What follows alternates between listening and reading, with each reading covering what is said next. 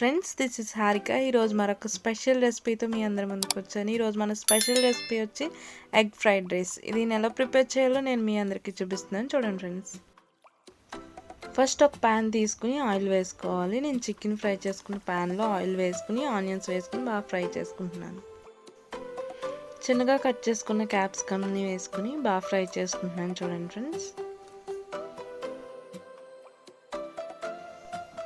చిన్నగా కట్ చేసుకున్న ఒక కప్ క్యారెట్ని వేసుకోవాలి. మొత్తం బాగా ఫ్రై చేసుకోవాలి.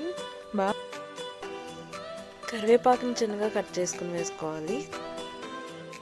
బాగా ఫ్రై చేసుకున్న తర్వాత 1 స్పూన్ సోయా సాస్ వేసుకోవాలి. 1/2 స్పూన్ వెనిగర్ని కూడా వేసుకొని మిక్స్ చేసుకోవాలి. ముందుగా కుక్ చేసి పెట్టుకున్న రైస్ని ఇందులో వేసుకుని బాగా కలుపుకోవాలి.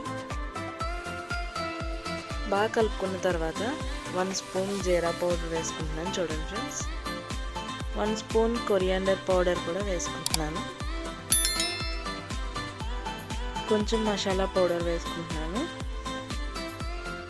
1/2 స్పూన్ సాల్ట్ వేసుకుంటున్నాను. అన్నీ వేసుకున్న తర్వాత బాగా కలుపుకోవాలి. నెక్స్ట్ ఒక గిన్నె తీసుకుని కొద్దిగా ఆయిల్ వేసుకోవాలి. ఆయిల్ బాగా హీట్ అయిన తర్వాత ఒక గిన్నెలో 4 ఎగ్స్ని బాగా బీట్ చేసుకుని హీట్ అయిన ఆయిల్లో వేసుకోవాలి.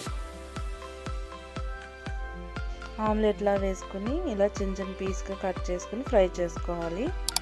బాగా ఫ్రై చేసుకున్న తర్వాత ఒక ప్లేట్లోకి తీసుకుని పక్కన పెట్టుకోవాలి.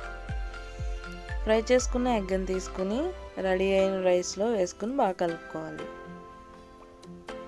చాలా ఈజీగా అయితే ఎగ్ ఫ్రైడ్ రైస్ రెడీ అయిపోయింది. ఈ వీడియో మీకు నచ్చినట్లయితే తప్పకుండా ట్రై చేయండి. Thank you for watching. Please like and